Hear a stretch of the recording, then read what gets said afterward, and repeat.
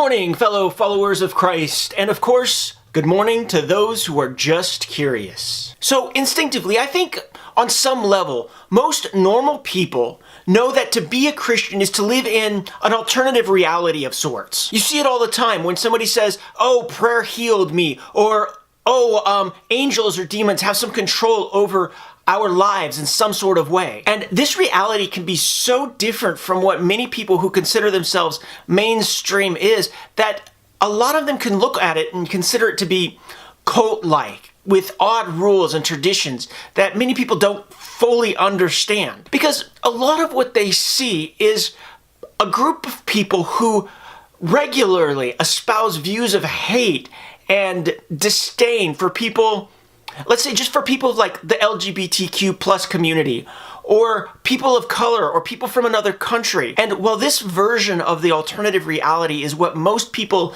see and associate with being a Christian, there is another Christian alternative reality that, while it may not be as prominent within today's Christian culture as what you see the crazy people, it is nevertheless just as extreme.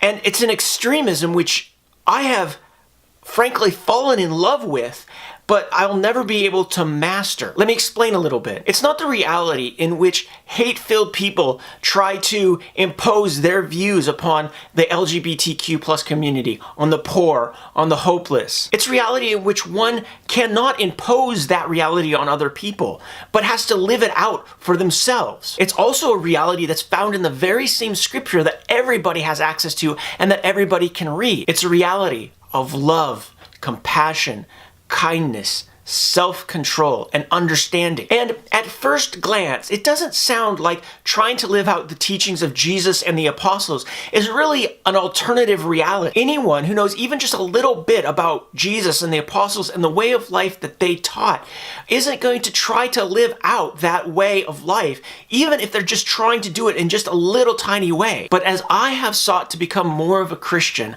I have come to see that this means much more than seeing Jesus as just some kind of inspirational figure to follow. I have discovered that I have to live out this alternative reality. Where Jesus showed love and compassion to the poor and unwanted, I likewise have to show the same kind of love and compassion to the poor and the unwanted. Where Jesus reached out and touched those who nobody else would touch, I also have to reach out and touch. This is also a reality where I have to be loving, kind, patient, self-controlled, and a lover of the truth. To be honest, this is a hard reality to live in. It's much easier to come up with a list of rules about how someone or how people should or should not live, and when they don't abide by those rules, to beat them over the head with the Bible, telling them and chastising them and telling them that they are wrong and that they should obey these rules. What is harder is to follow a way of life that was set down over 2,000 years ago for yourself, not forcing it on other people. Because once somebody starts down this path of discovering what it means to be a Christian,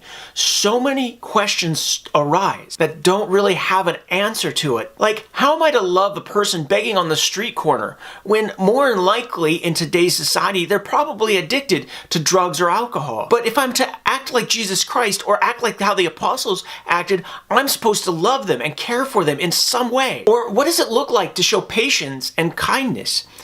We live in a world that has no idea what these virtues look like or how they're to be lived out in a day-to-day life. Or understanding.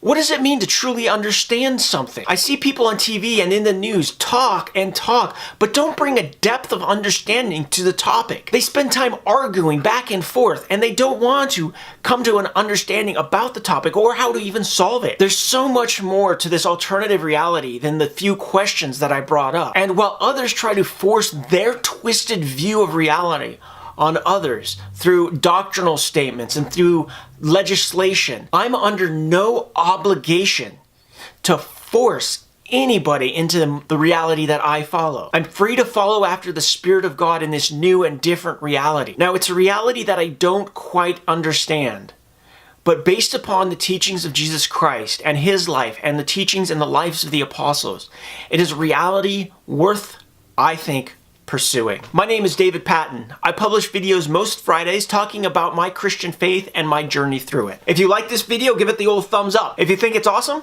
go ahead and share it with all your friends. And you can also subscribe by clicking right there. Thank you for watching. Have a wonderful week, and God bless.